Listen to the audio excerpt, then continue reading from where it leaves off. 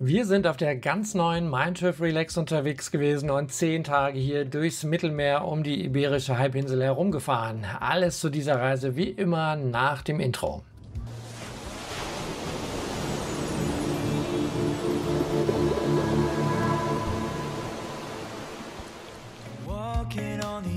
Moin, hallo und herzlich willkommen hier auf dem OLX Channel. Mein Name ist Guido und wir haben gerade eingecheckt hier auf der ganz neuen Mein Schiff Relax. Das war unsere Kabine, die 9031, eine Standard-Balkonkabine, im Übrigen eine Nichtraucherkabine im vorderen Drittel des Schiffes. Dadurch, dass wir schon einen sehr frühen Flug hatten und schon um 10:30 Uhr morgens auf dem Schiff einchecken konnten und unsere Kabine schon gegen Mittag frei war, hatten wir den ganzen Nachmittag über Zeit, noch ein wenig hier die Altstadt von Palma de Mallorca zu erkunden. Wir haben den Shuttle der Reederei genommen, der kostet jetzt hier in 2025 15 Euro pro Person und bringt einen vom Hafen direkt bis an die Kathedrale hier in der Altstadt von Palma de Mallorca. I'm talking to the walls. Now it's only me when midnight calls. Und wenn ihr mehr erfahren wollt über die Mein Schiff Relax, dem Schiff, mit dem wir hier auf dieser Reise unterwegs sind, meine Erfahrungen ganz persönlich und mein Fazit, das findet ihr hier in diesem Video. Ich verlinke euch das unten in der Videobeschreibung.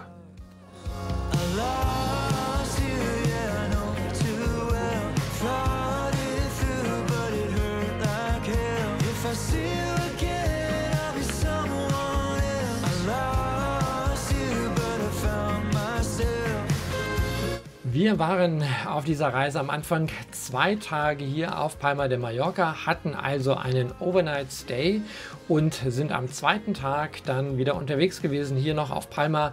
Und wir sehen es schon, mit der historischen Eisenbahn, dem sogenannten Roten Blitz, sind wir gefahren von Palma bis nach Sóller. Das war ein gebuchter Ausflug über die Reederei und deswegen sind wir hier auch mit einem Sonderzug unterwegs gewesen. Das ist also nicht der reguläre Zug, den man buchen kann vom Hauptbahnhof in Palma dann nach Sóller, sondern wir hatten hier einen Sonderzug, der auch an einer separaten Haltestelle für uns gehalten hat und nur Ausflugsgäste aufgenommen hat. Warum dieser historische Zug Roter Blitz genannt wird, kann ich euch ehrlich gesagt gar nicht beantworten, denn er ist weder rot noch ist er blitzschnell unterwegs. Der Zug fährt hier eher gemütlich durch die malerische Landschaft von Mallorca und braucht für die 28 Kilometer Strecke circa 1 Stunde. Auf den 28 Kilometern überwindet der Zug insgesamt 400 Höhenmeter, passiert 13 Tunnel, viele Brücken und einen Viadukt. Und in zahlreichen Kurven wie hier hat man dann auch einen wunderschönen seitlichen Blick auf den Zug. Wir haben noch einen kurzen Zwischenstopp hier gemacht an dieser Haltestelle, von der aus man einen wirklich fantastischen Blick runter nach Sóller hatte. Diese Fahrt mit dem Roten Blitz muss man übrigens nicht über die Reederei buchen. Man kann ganz regulär auch vom Hauptbahnhof aus fahren. Tickets gibt es online und die kosten ca. 25 Euro pro Person. Kinder fahren natürlich günstiger und dann ist man auch mit dem regulären Zug unterwegs und nicht hier mit diesen Ausflugswaggons.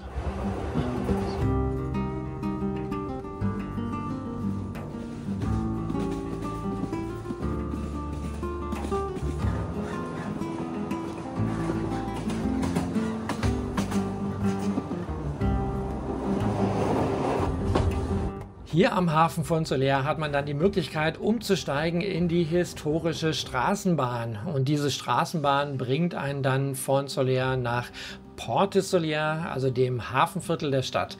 Das haben wir allerdings nicht gemacht, denn wir sind dann zu Fuß hier an der Bahn vorbei in die Altstadt nach Sóller gelaufen und haben uns dort ein wenig umgesehen. Sóller wird auch als eine der schönsten Städte hier auf Mallorca bezeichnet und liegt im Herzen des Orangentals oder auch bekannt als Tal des Goldes. Und die Stadt hat seinen Besuchern einiges zu bieten. Hier sieht man nochmal die historische Straßenbahn auf ihrem Weg nach Port de Sóller. Für uns ging es zunächst aber mal hier in diese Eismanufaktur für eine kleine Pause.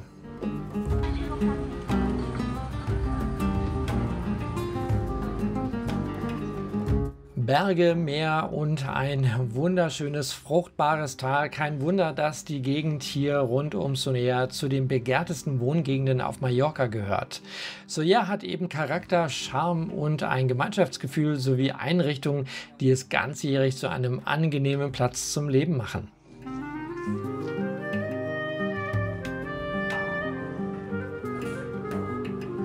Die Plaza Constitución, das ist hier der Hauptplatz in Soler, gesäumt von zahlreichen Bars und Cafés, und nach einer kurzen Rückfahrt hier von Soler nach Palma de Mallorca ist unser Aufenthalt hier auf der Insel dann auch zu Ende gegangen. Gegen 22 Uhr ist unsere Seereise gestartet und am nächsten Tag hatten wir zunächst einen Seetag.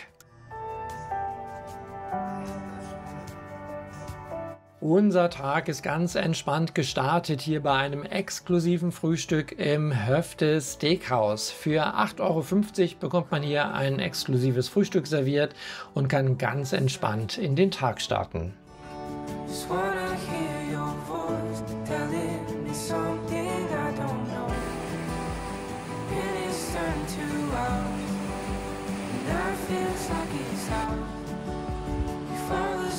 Und dieser Tag hat noch ein besonderes Ereignis für uns bereitgehalten. Hier sehen wir sie schon. Wir sind der Mein Schiff 1 begegnet hier auf dem Meer, die eine ganze Zeit lang neben uns hergefahren ist.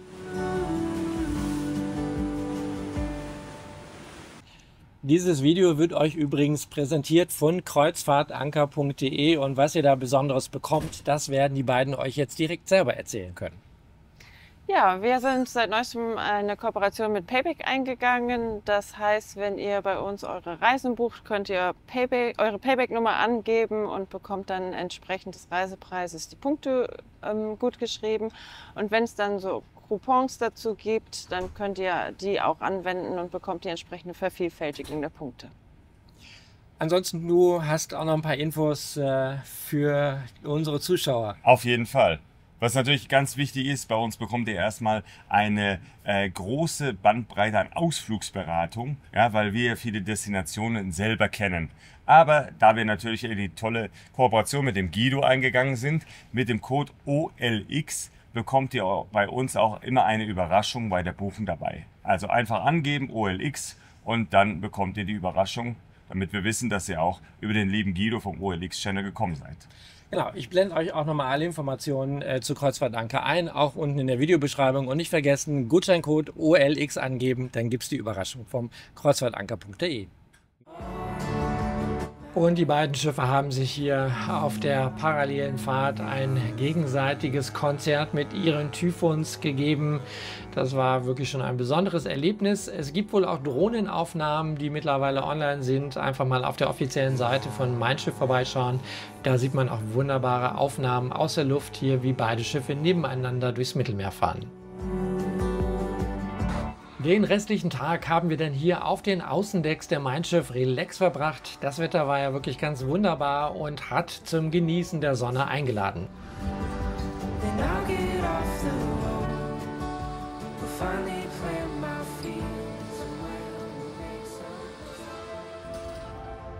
Am Abend hatten wir dann etwas ganz Besonderes geplant. Hier gegenüber der Street Art Bar befindet sich der Eingang zum Fugu Restaurant. Das Fugu ist ein Restaurant von Tim Raue und hier erwartet einen ein wirklich fantastisches, ja optisches und kulinarisches Highlight.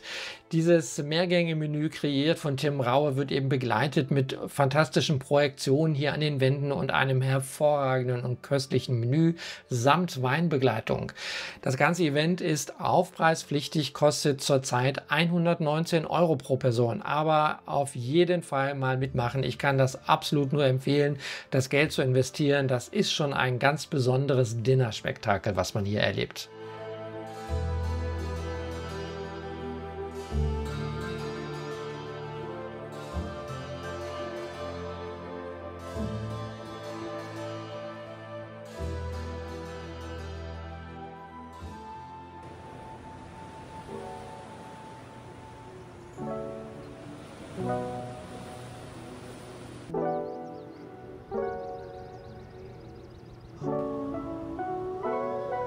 An Tag 4 sind wir eingefahren in Malaga und zunächst einmal gestartet mit einem Frühstück hier im französischen Bistro sur Mer.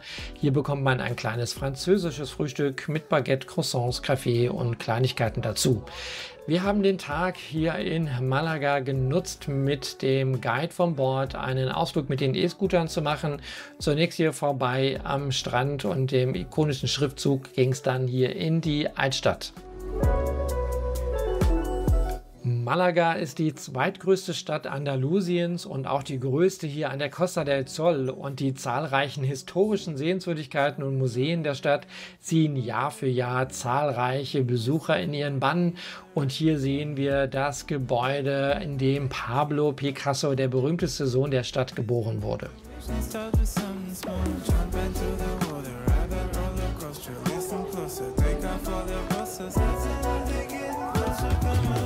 Die Festung Alcazaba zeugt von der Zeit der maurischen Herrschaft hier, und am Fuße der Festung befindet sich das Römische Theater von Malaga, eines der besterhaltenen in Andalusien.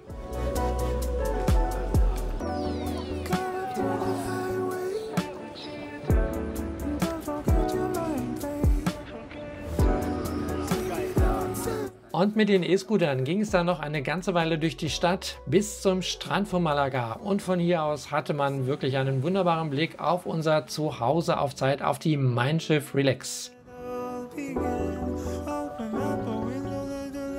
Nach dem offiziellen Ausflug sind wir dann noch einmal zu Fuß losmarschiert. Vom Hafen aus kommt man hier über diese Promenade dann wieder in die Stadt hinein. Von beiden Seiten mit Geschäften, Restaurants und Bars gesäumt. Hier war also ordentliches Treiben im Hafenviertel von Malaga. Das Wetter natürlich ganz wunderbar, sodass wir die Zeit wirklich sehr genossen haben. Und hier kann man sich ordentlich die Beine vertreten und vielleicht ein kleines Souvenir mitnehmen.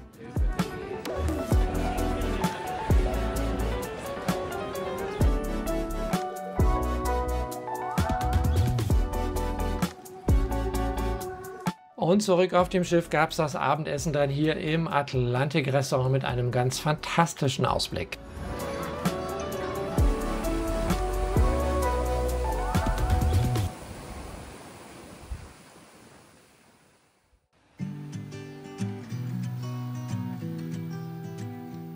An Tag 5 wären wir heute eigentlich in Cádiz gewesen. So war der ursprüngliche Plan. Allerdings war für die Region Sturmwarnung ausgegeben worden, sodass die Crew und der Kapitän entschieden haben, dass wir Cádiz nicht anfahren. Wir haben dann später auf der Reise noch einen tollen Ersatzhafen bekommen, aber dazu später mehr. Zunächst einmal hatten wir einen weiteren Seetag hier an Bord der Mein Schiff Relax und konnten das Schiff ein wenig erkunden. Hier zum Beispiel mal der Blick auf das Agora-Deck. Das ist ja neu mit dem kleinen Infinity Pool. Hier kann man sich tagsüber aufhalten. Getränke gibt es an der Agora Bar an der Seite. Ja, und hier ist mal ein Blick unten auf Deck 3 in den Bereich von der Barista Bar. Hier kann man wirklich auch seitlich wunderbar aufs Meer schauen. Hier sieht man die Bar, hier bekommt man Getränke. Aber Obacht, hier der Bereich ist aufpreispflichtig. Die Getränke hier an der Agora Bar, aber das ist im All-Inclusive enthalten. Und ihr seht, tagsüber ist der Bereich auch sehr beliebt.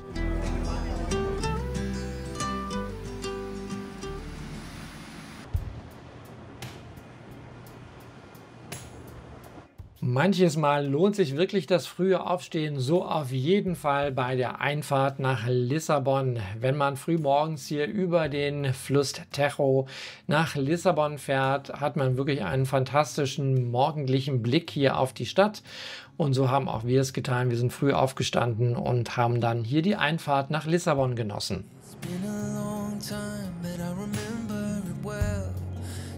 Und besonders beeindruckend ist natürlich die Fahrt hier unter der Brücke des 25. Aprils hindurch. Die Brücke wurde 1966 zunächst unter dem Namen Salazar-Brücke feierlich eingeweiht und der Öffentlichkeit übergeben, aber nach der Nelkenrevolution vom 25. April 1974 wurde die Brücke umbenannt, eben in Brücke des 25. Aprils.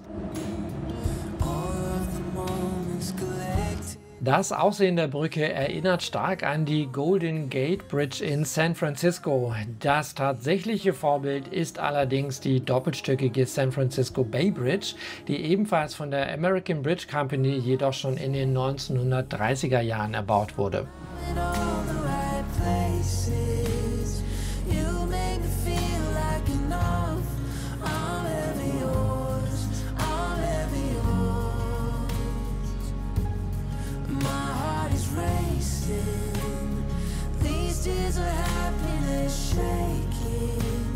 Das Gute hier am Liegeplatz in Lissabon ist, dass man vom Schiff aus direkt in die Altstadt nach Lissabon kommt. Das haben wir dieses Mal allerdings nicht gemacht, sondern wir sind in den Bus gestiegen, direkt gegenüber vom Hafen und sind in den Stadtteil Belém gefahren.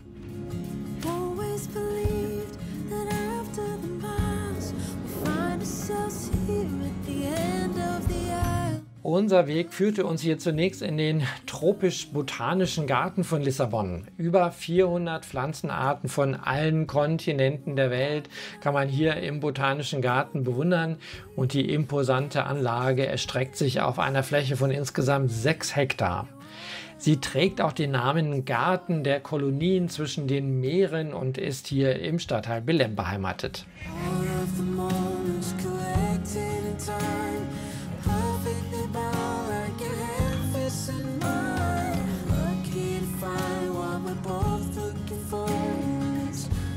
Und etwas ganz Besonderes hier im Botanischen Garten sind die unzähligen Pfaue, die hier den Garten bewohnen. Und das ist wirklich toll anzusehen, vor allem wenn sie dann tatsächlich zwischendurch mal ihr Rad aufschlagen.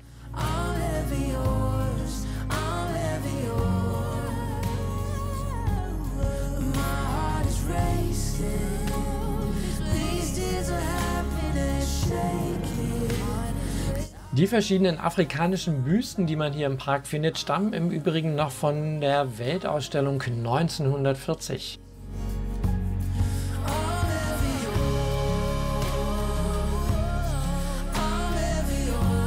Und auch wenn manche Gebäude hier im Botanischen Garten doch ein wenig renovierungsbedürftig erscheinen, so gebührt dem Park doch auf jeden Fall ein fester Platz hier im Besucherprogramm für Lissabon und das nicht nur für Gartenfreunde.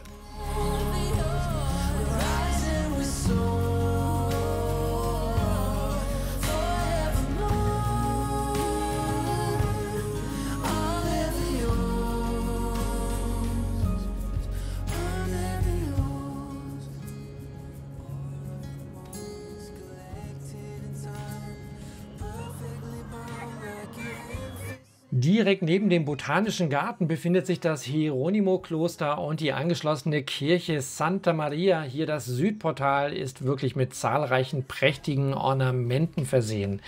Ja, die gesamte Anlage gilt als eine der am besten erhaltenen Bauwerke des manuelinischen Baustils. Das ist ein spätgotischer Stil mit maritimen Elementen.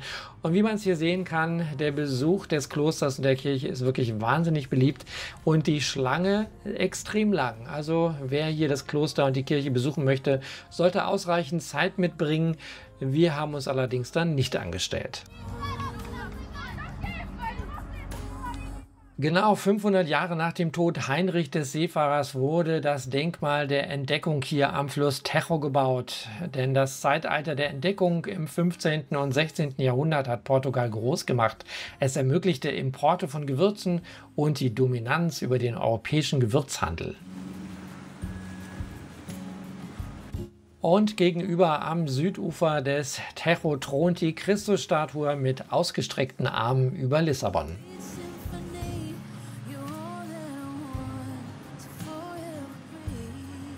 Und am späten Nachmittag ging es dann noch zu Fuß ein wenig durch die Innenstadt hier über den Platz des Handels mit der Reiterstatue von König Joseph I. und dem imposanten Triumphbogen, von dem aus dann man mitten in die Stadt hineinlaufen kann.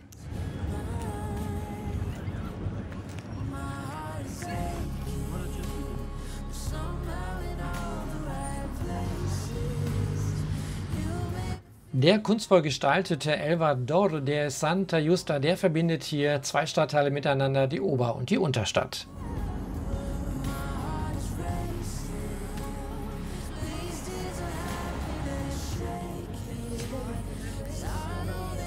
Die Straßenbahn in Lissabon fährt auch noch mit diesen historischen Zügen. Sie existiert tatsächlich seit 1873. Zunächst wurden die Wagen allerdings noch von Pferden gezogen. Elektrifiziert wurde die Bahn dann 1901.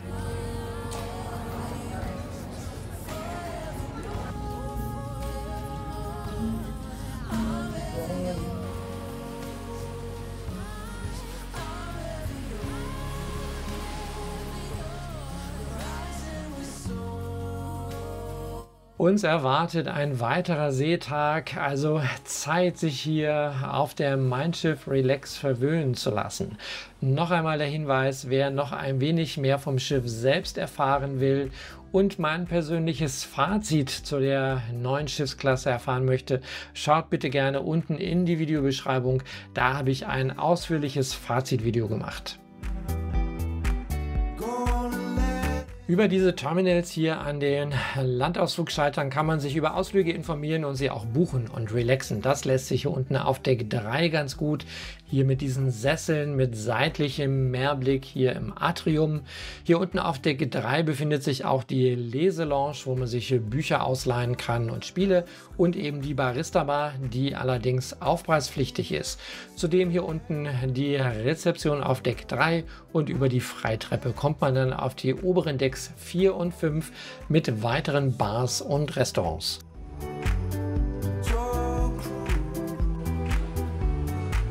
Ja, die Einkaufsmeile hier auf der Mein Schiff Relax ist im Vergleich zu den anderen Schiffen deutlich geschrumpft. Der neue Wall besteht faktisch nur noch aus 2 Geschäften. Einmal hier rechts ein Geschäft mit Kleidung, Logoartikeln und Schmuck und auf der anderen Seite gibt es noch eins für Kosmetikartikel. Zudem befindet sich hier die Blaue Flora. Das ist das kleine Theater hier auf der Mein Schiff Relax. Das Gute ist, hier gibt es eine angeschlossene Bar, die auch außerhalb der Vorstellungen geöffnet ist. Das ist ganz praktisch, falls es in den anderen Bars mal etwas voller geworden ist. Hier dann der Blick in das große Theater, wobei auch das im Vergleich zu den anderen Schiffen kleiner geworden ist. Man hat jetzt allerdings die Möglichkeit, in 2 Spielzeiten am Abend sich die Shows anzusehen. Hier nochmal der Blick ins Höfte Steakhouse. Hier waren wir ja schon mal frühstücken und am Abend haben wir ein köstliches Abendessen hier im Steakhouse genießen können. Hier gibt es nicht nur Steaks, sondern auch leckere Fischgerichte. Also lasst es euch schmecken. Hier im aufpreispflichtigen Restaurant Höfte auf der Mein Schiff Relax.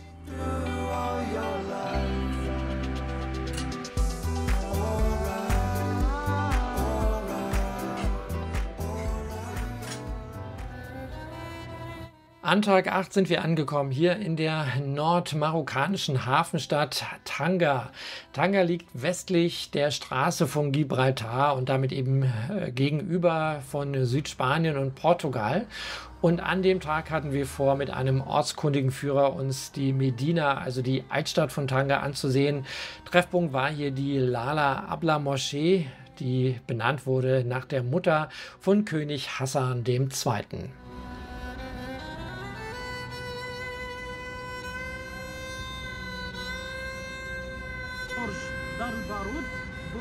Und von hier aus ging es dann in die Medina, also die Altstadt von Tanga, die umringt ist von dieser massiven Stadtmauer. Das, was man hier sehen kann, das Tor, das war quasi das Handelstor. Hier haben dann die Waren die Stadt erreicht und wurden verzollt. Heute befindet sich hier ein Museum. Ansonsten befinden sich in der Stadtmauer überall diese kleinen Tore, manche auch etwas größer, von wo aus man dann in das Gassengewirr der Medina hineinkommt. Da ist es ganz gut, wenn man einen ortskundigen Führer dabei hat. Ihr werdet es gleich auf den folgenden Bildern sehen. Die Gassen sind sehr verwinkelt, eng und klein und man kann relativ schnell den Überblick verlieren oder ja, sich nicht mehr zurechtfinden. Wobei eine Devise ist ganz gut, immer wenn es bergab geht, geht es in Richtung Wasser und Hafen und wenn es bergauf geht, scheint man sich tiefer hier in die Medina zu verirren.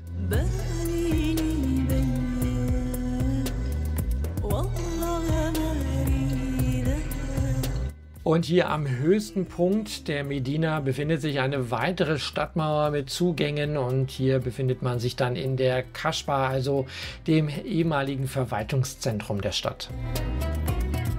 Und von hier oben hatte man auch einen guten Blick runter in den Hafen und auch hier in den Fischerhafen. Von hier aus ging es dann weiter zu Fuß durch die Kaschba und dann wieder in die restliche Medina hinein, vorbei eben an so kleinen bunten Gassen. Wirklich alles ganz hübsch anzusehen, aber ist wie gesagt ganz gut, wenn man hier einen lokalen Führer dabei hat. Sonst findet man die vielen kleinen, schön verwinkelten und hübsch dekorierten Gassen vielleicht gar nicht oder verirrt sich hier in dem kleinen Gassengewirr der Medina.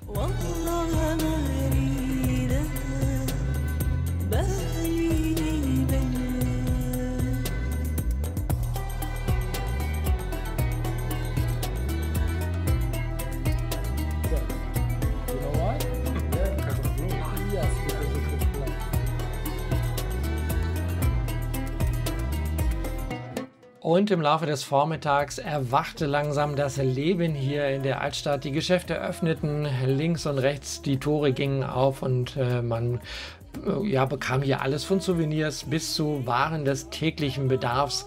Wir sind dann auch noch über verschiedene Märkte auch außerhalb der Stadtmauer gegangen.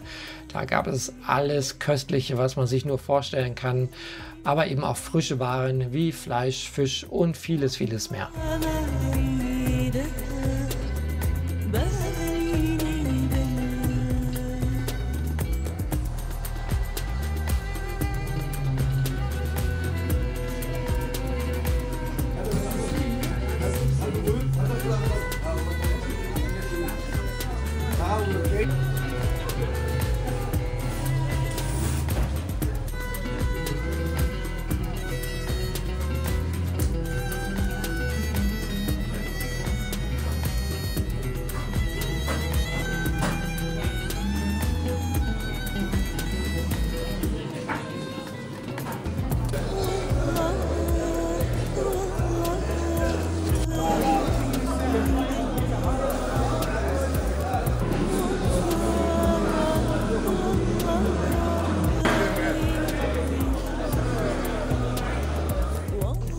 Und hier außerhalb der Stadtmauern ging es dann weiter durch die Stadt bergab und damit in Richtung Hafen vorbei, hier an wunderschönen Gebäuden.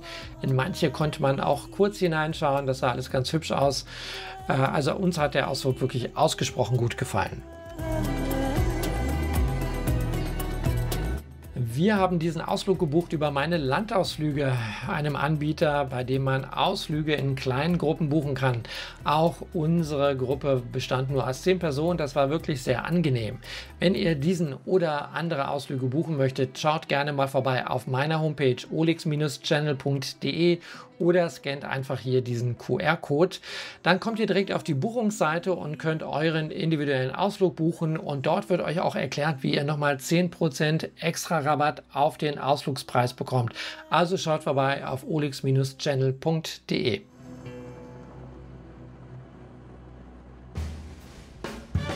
Am Abend gab es ganz besondere Unterhaltung hier im La Cage, der Burlesque Bar hier auf der Mein Schiff Relaxed mit einer frivol freizügigen Bühnenshow.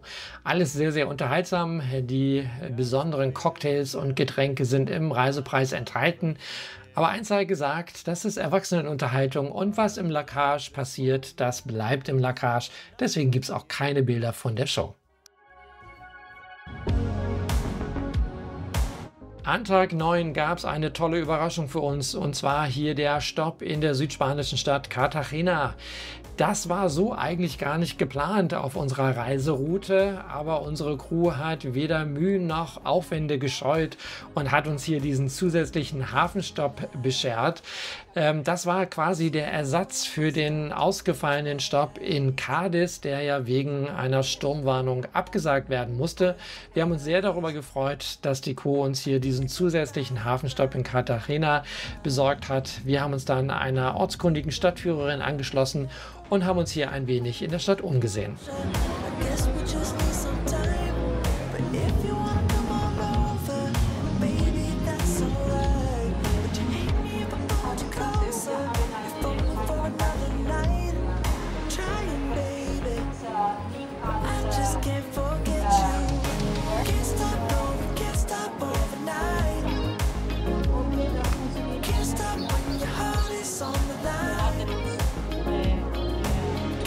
Bereits vor 50.000 Jahren lebten Neandertaler hier im Gebiet der heutigen Stadt, was unter anderem durch den Fund von farbig bemalten Muschelschalen belegt wurde.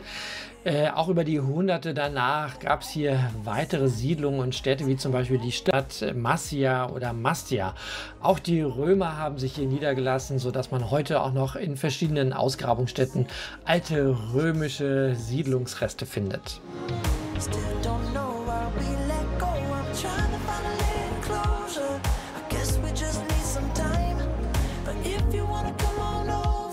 Dieses Gebilde hier, das ist ein Aufzug und mit diesem Aufzug kann man ganz nach oben fahren und kommt oben an dann auf der Burg Castillo de la Concepción aus dem 11. Jahrhundert. Zunächst einmal braucht man aber ein wenig Schwindelfreiheit, um hier über diesen Steg zu kommen. Der ist an der Seite hier von diesem Glaskonstrukt geschützt. Aber wenn man einmal hier diesen Steg hinter sich gebracht hat, dann kommt man hier oben in der Oberstadt an und von oben auf der Burg, und da schauen wir gleich noch ein wenig hinunter, hat man wirklich einen wunderbaren Weitblick über die Stadt hinaus.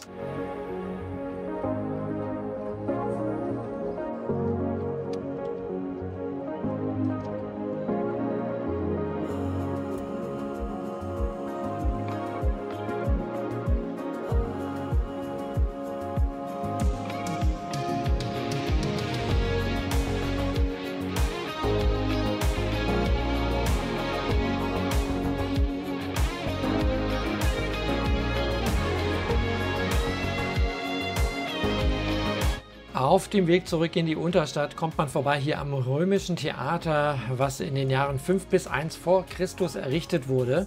Dieses Museum ist Bestandteil eines globalen Projektes, das die Sanierung eines Teils der Stadt Cartagenas und dieses jahrhundertelang verborgenen römischen Theaters umfasst.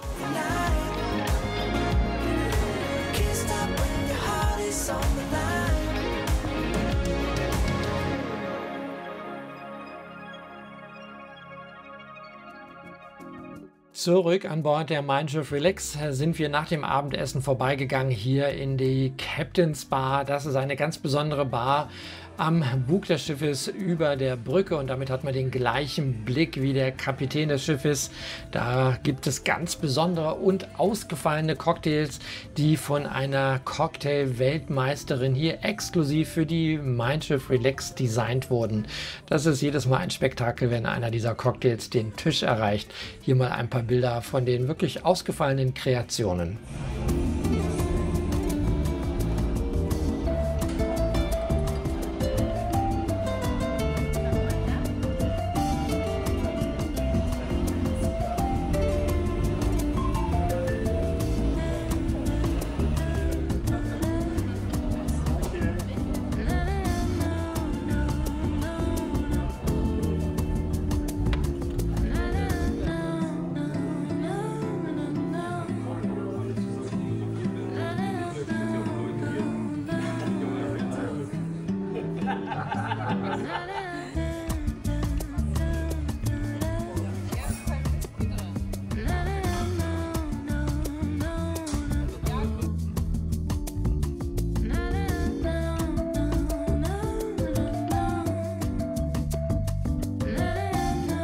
Hinter diesem Schiffsmodell befindet sich übrigens die Mein Reisewelt, wo ihr weitere Mein Schiff-Reisen buchen könnt. Für uns ging es aber zunächst hier an Tag 10 nach Valencia und damit in eine Stadt voller Kontraste. Hier einmal mit der gemütlichen Altstadt, aber es gibt auch ganz futuristische Gebäude in der sogenannten Stadt der Künste und Wissenschaften. Da waren wir dieses Mal nicht, sondern sind hier tatsächlich nur in Anführungsstrichen einmal durch die Altstadt geschlendert. Gentle love, the kind that lifts you up, no matter how far apart. I guess you could call it chance, but we know it's more than that. It's like we've always known that.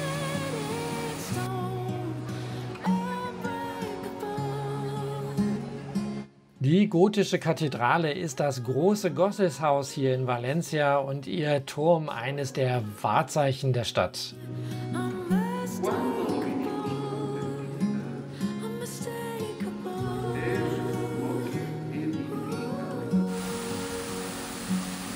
Das Rathaus von Valencia mit seinem ikonischen Glockenturm ist ein Gemisch von mehreren architektonischen Stilen und ein wichtiges Wahrzeichen der Stadt. Das Gebäude beherbergt auch ein historisches Museum, das dich durch die Geschichte der Stadt führt. Be loved by you. And come the storms, weather, short or long. Der Mercado Central ist Europas größter frische Produktemarkt und erstreckt sich in dem wirklich üppig dekorierten Gebäude auf über 8000 Quadratmetern mit über 250 verschiedenen Marktständen.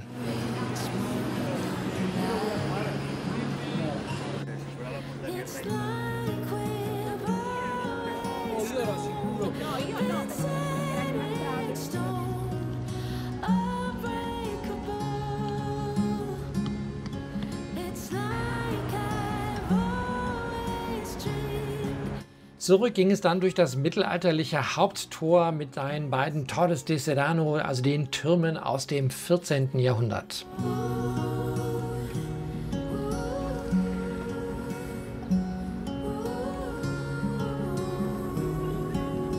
Und mit der Rückkehr zum Hafen und zu unserem Mein Schiff Relax ging diese 10-tägige Reise um die Iberische Halbinsel auch zu Ende.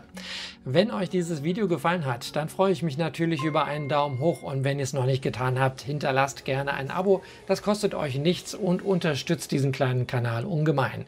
Bleibt mir Danke zu sagen und tschüss, bis zum nächsten Mal, euer Guido vom Olex Channel.